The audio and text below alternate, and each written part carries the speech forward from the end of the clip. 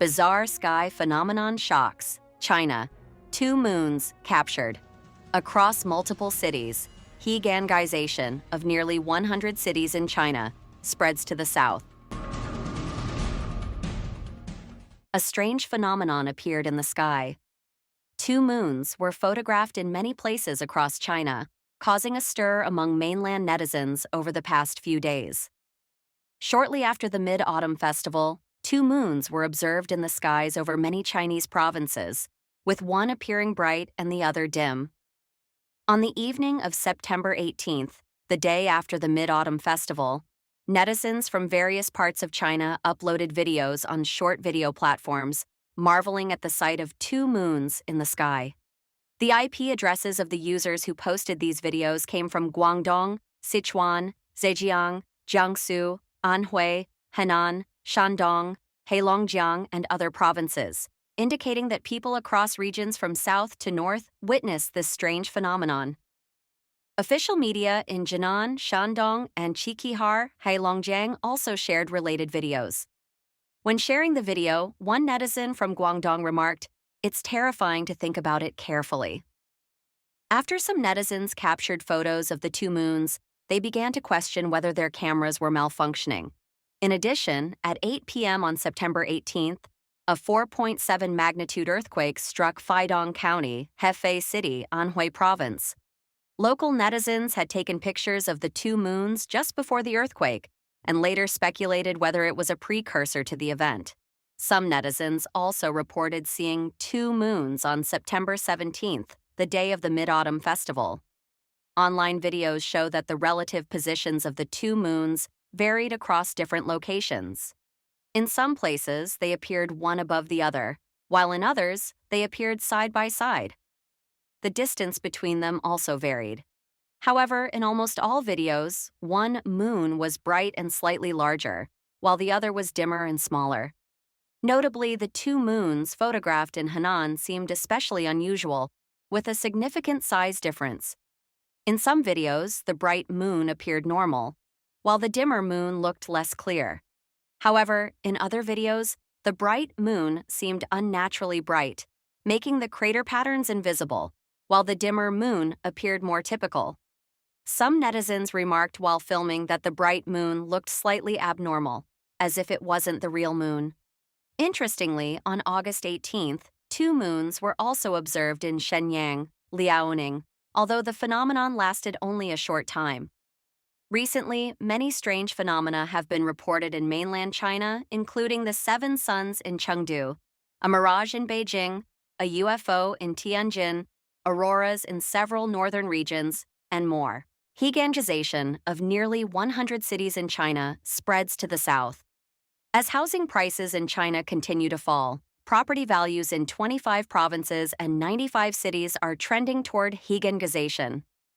Even the most economically developed areas, such as Beijing, Tianjin, Hebei, the Pearl River Delta, and the Chengdu-Chongqing region, have experienced this phenomenon. In some cities, houses can be purchased for as little as 100,000 yuan or even 10,000 yuan. According to reports from mainland media, Hegang City, located in northern Heilongjiang Province, once thrived due to its coal industry. However, after the collapse of the coal sector, the economy hit rock bottom and housing prices fell accordingly. Houses in Hegang can be bought for as little as 10,000 yuan.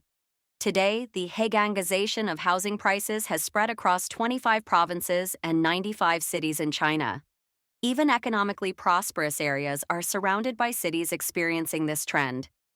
In Zhangjiakou City, about 100 kilometers from Beijing, you can buy a 2-bedroom, 1-living-room house with a construction area of 60 square meters, about 18 square feet, for just 60,000 yuan. There are dozens of houses in the area priced around 100,000 yuan. Similar homes can be found in the Chengdu-Chongqing metropolitan area. For example, Longquan Sunshine City, located about 20 kilometers from Tianfu Square in downtown Chengdu, has seen some houses remain at the same price for the past 10 years, with some falling by as much as 60% in recent years. Even Guangdong, China's largest economic province, has 5 He-gangized cities: Sihui, Heishan, Jieyang, Heiwan, and Qingyuan. A Reuters report on the 18th noted that Huizhou City in Guangdong Province, once a booming housing market due to its proximity to Shenzhen and its sea view apartments, has also experienced significant declines. In 2021, a newlywed couple purchased an apartment for about 36,000 yuan per square meter, but prices have since fallen, with current rates at just 19,000 yuan per square meter. The falling house prices, coupled with monthly loan pressures of 9,000 yuan and salary cuts, have placed a heavy burden on the couple. They even considered borrowing money from their parents. I try not to think about the reduction in the value of our assets, but the mortgage pressure is overwhelming, they said.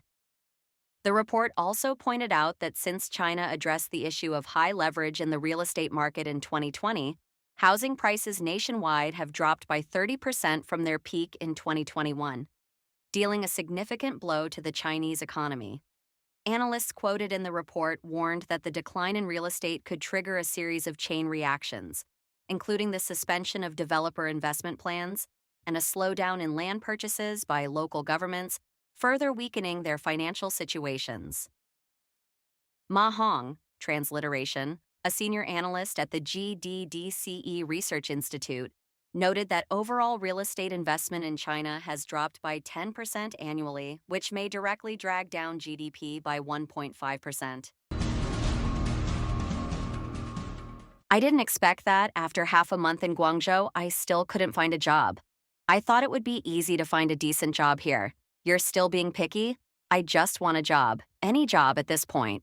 It's really hard to find work in Guangzhou. I checked my messages every day and went to several interviews. And the result? They said they'd notify me, but they never did. In the video, he said, "I really can't find a job in Guangzhou. It's 3:36 a.m. on August 18th, Beijing time, and I can't sleep at all. Now, I think even if I work as a cleaning lady, it's fine as long as a company is willing to give me a chance. I really didn't expect it would be so difficult to find a job in Guangzhou. Hey, look at the place I'm renting. A 6 square meter room that costs over 1,000 yuan. It's just too hard.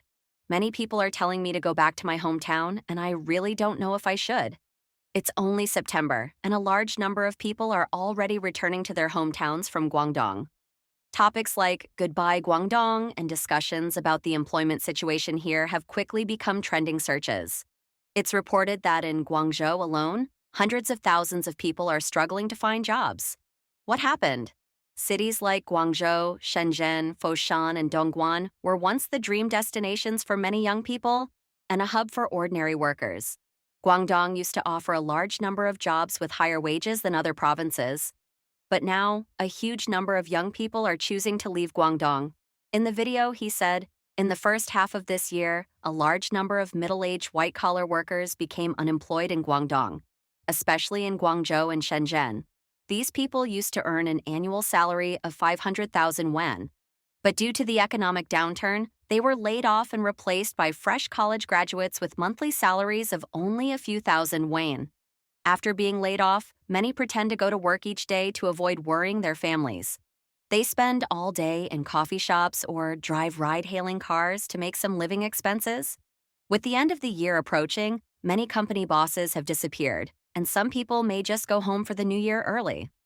Combined with the sluggish real estate market and weak related industries, many sectors are in serious trouble. This year, all industries are facing extreme saturation. In just the first half of the year, more than 400,000 companies have closed across the country. 90% of domestic industries are struggling. Many business owners are forced to shut down after just half a year of operations and return home with debts. Many people in Guangdong can't find jobs, so to cut living costs, they sleep in public toilets, under bridges, or at shopping mall entrances, relying on daily labor for survival. Their lives have become unsustainable, with even the next meal uncertain. Many people figure they might as well go back to their rural hometowns and farm, at least solving the problem of food and shelter. In the video, he said, "You might not believe the current situation in Guangzhou. Many large companies and certain groups haven't paid wages for over half a year. Many companies, including state-owned enterprises, are laying off employees and cutting salaries. Most small businesses are also on the verge of bankruptcy. The once envied internet giants have also started massive layoffs, affecting thousands of employees. I'm one of them. Even highly educated graduates from top universities like 985 and 211 schools can't escape unemployment. Once you lose your job, you're unemployed for more than half a year. In these seemingly luxurious office buildings, most are empty or closed down. People who've been laid off sit in Starbucks or McDonald's with their laptops all day pretending to work. There's too much uncertainty about the future, which is not what some experts claim. In the video, he said, "This is Lujiang, Haizhu District, Guangzhou. Walking in, you'll see Kangle Village, a once densely populated area, especially for wholesale merchants. There was also a fabric trading market nearby, and it used to be an important recruitment area in Guangzhou. A few years ago, this place was bustling with activity. The shops on Lujiang West Street were crowded, especially in the afternoons. But now, everything has changed. When you walk down this street now, you'll notice more closed shops than open ones. Shops that were once hard to rent are now shut down, with for rent or for transfer signs on the doors. But no one is paying attention. This scene is becoming more and more common throughout Guangzhou. The population in urban villages is also declining, and all of this is the result of endless demolitions. The global technology supply chain has entered the second stage of withdrawal from China. Multinational technology companies are continuing to withdraw from China. In addition to geopolitical factors, such as rising tensions between the United States and China, other key reasons include the Chinese Communist Party's increasing control over society and businesses, as well as the continued downturn of the Chinese economy. According to the latest report from S&P, the global technology supply chain's exit from China is ongoing and has now entered an irreversible second stage. The above conclusion was made in the latest market analysis report recently published by Clifford Kurtz, the chief credit analyst at S&P. The report states that downstream electronic manufacturing service, EMS companies, such as Foxconn, a subsidiary of Hon Hai, began dispersing their investments from China to countries like Vietnam and India during the first stage of this withdrawal. This stage is said to be largely completed. In the second stage, technology companies will shift their midstream production capacity away from China. This refers to the relocation of intermediate processes like the production and assembly of core components. Since this involves significant investment in factories and equipment, these investments will be difficult to reverse once relocated. Nevertheless, technology companies remain committed to withdrawing from China. The report highlights that in order to mitigate geopolitical risks and to avoid potential disruptions to key supply chains, punitive tariffs, or other issues stemming from U.S.-China tensions, many tech companies are opting for a geographically more dispersed production layout. It is projected that between 2024 and 2026, technology hardware suppliers of passive components, power electronics, motors, connectors, sensors, printed circuit boards, and outsourced semiconductor assembly and testing services may accelerate their investments in production facilities outside of China. The fixed asset exposure of 14 midstream technology companies tracked by S&P has already decreased from a peak of 30% in 2021 to 26% in 2023. Over half of these companies' new investments in the past 2 years have been directed toward regions such as the Americas, the European Union, and parts of Asia, including Taiwan, Thailand, Malaysia, and India. S&P concludes that this is only the beginning. Capital expenditure plans disclosed by some major technology hardware companies in 2024 indicate that the trend toward supply chain diversification is expected to continue. China's economy continues to decline severely, and the unemployment rate remains high. 2000 when